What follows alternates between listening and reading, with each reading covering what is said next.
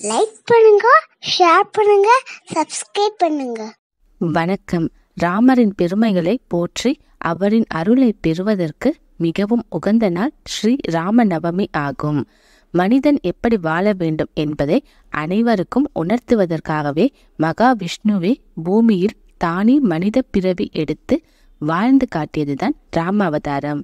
எத்தனை கஷ்டங்கள் சோதனைகள் வந்தாலும் ஒழுக்க நெறியை தவறக்கூடாது, அறத்தின் வழியிலேயே வாழ வேண்டும் என மனித குலத்திற்கு கற்றுக் கொடுக்கத்தான் ராம அவதாரம். மகாவிஷ்ணு எடுத்த 9 அவதாரங்களில் முக்கியமான அவதாரம் ராம அவதாரம் ஆகும். பார்க்கடலில் பள்ளி கொண்டிருக்கும் பரந்தாமன் ராமராக அவதாரம் எடுக்க வேண்டும் என்று முடிவு செய்த போது அவர் இல்லாமல் வைகுண்டத்தில் எப்படி இருப்பது என மகாலட்சுமி, ஆதிசேஷன் உள்ளிட்ட அனைவரும் வருந்தினர். அவர்களின் துயரத்தை போக்குவதற்காக மகாலட்சுமி சீதாதேவியாகவும், ஆதிசேஷன் லக்ஷ்மணனாகவும், பெருமாள் கையில் இருக்கும் சங்கும் சக்கரமும் பரதன் மற்றும் சத்ருகனாகவும் அவதாரம் எடுத்து பெருமாளுடனே இருக்கும் பாக்கியத்தை பெற்றனர். ராமர் அவதரித்த தினத்தை ராம நவமியாக கொண்டாடுகிறோம். சித்திரை மாதத்தில் வளர்பிறை நவமி அன்று ராமர் அவதரித்தார். சில ஆண்டுகளில் இந்த விழா பங்குனி மாதத்திலும் வரும். இந்த ஆண்டு சித்திரை மாதம் 17ஆம் தேதி புதன்கிழமையன்று ராமநவமி கொண்டாடப்படுகிறது. ராம நவமி நாளில் என்ன செய்யலாம், எப்படி விரதம் இருக்கலாம் என்பதை பற்றி பார்க்கலாம். அஷ்டமி நவமி நாளில் எந்த நல்ல காரியம் எதுவும் செய்ய மாட்டார்கள். அந்த 2 திதிகளையும் புறக்கணித்து விடுவார்கள். இதனால் கவலையுற்ற அஷ்டமி நவமி ஆகிய 2 திதிகளும் மகாவிஷ்ணுவிடம் சென்று தங்களுக்கு ஏற்பட்ட குறையை கூறினர்.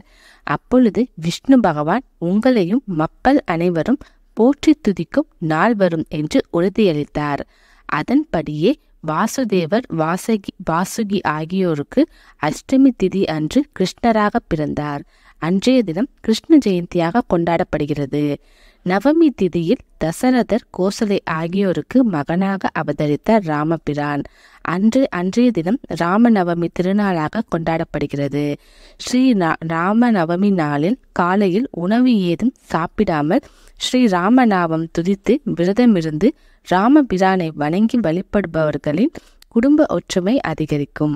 பிரிந்தவர்கள் ஒன்று சேர்வார்கள். குடும்ப நலம் பெருகும். வறுமை நீங்கி செல்வம் பெருகும். நோய்கள் நீங்கும். ராமர் பிறப்பதற்கு முன் 9 நாட்கள் ஒரு விரத முறையாகவும், ராமர் பிறந்ததில் இருந்து 9 நாட்கள் ஒரு விரத முறையாகவும் அனுஷ்டிக்கப்பட்டு ராம நவமியை பக்தர்கள் கொண்டாடி வருகின்றன. ராம நவமி விரதம் 2 விதமாக அனுஷ்டிக்கப்படுகிறது. அதாவது சித்திரை மாதம் சுக்லபட்ச பிரதமை திதியில் இருந்து நவமி திதி வரை உள்ள 9 நாட்கள் விரதம் இருப்பது முதல் வகையாகும். இதற்கு கற்போஸ்தவம் என்று பெயர். அடுத்தது சித்திரை மாத சுக்லபட்ச நவமி திதியில் இருந்து அடுத்து வரும் 9 நாட்கள் அனுஷ்டிப்பது 2வது வகை. இதற்கு ஜென்மோஸ்தவம் என்று பெயர். ஜோதிட சாஸ்திரப்படி இந்த ராம நவமியின் போது சிறப்பு யோகங்கள் உருவாகும் என்பது நம்பிக்கை. ஸ்ரீ ராம நவமி அன்று அமிர்த சித்தி யோகம், குரு புஷ்டி யோகம், சுபயோகம், சரிவர்தன சித்தி உருவாகிறது. இந்த ராம நவமியில் ராமருக்கு நைவேத்தியமாக சர்க்கரை பொங்கல் படைத்து வழிபடலாம். ராம நவமி நாள் குடும்ப ஒற்றுமையை அதிகரிக்கும் நாள். மறந்தும் கூட இந்த நாளில் சண்டை போடாதீர்கள். ராம நவமி நாளில் விரதமிருந்து மனமுருகி இறைவனை வேண்டிக் கொண்டால் குடும்பத்தை விட்டு பிரிந்து சென்றவர்கள் ஒன்று சேருவார்கள். குடும்ப நலம் பெருகி வறுமையும் நோய்களும் அகலும். காரிய வெற்றி உண்டாகும். வருகின்ற நவமி அன்று அதிகாலையில் எழுந்து குளித்துவிட்டு வீட்டை தூய்மைப்படுத்தி விரதத்தை கடைபிடிக்க வேண்டும். காலை நேரத்தில் வேக வைத்த உணவை சாப்பிடாமல் விரதம் தொடங்க வேண்டும். வாடகம் சாப்பிடலாம். அன்று தானம் கேட்டு வருபவர்களுக்கு இல்லை என்று சொல்லாமல் தானம் தர வேண்டும். பூஜை அறையில் ராமர் படம் இருந்தால் அதை நன்றாக சுத்தம் செய்து சந்தனம், குங்குமம் போன்றவற்றால் பொட்டு வைத்து துளசி மாலை அணிவிக்க வேண்டும். பின் பழம், வெற்றிலை, பூ இவைகளை வைத்து ஸ்ரீ ராமநாமத்தை சொல்லி அர்ச்சனை செய்ய வேண்டும்.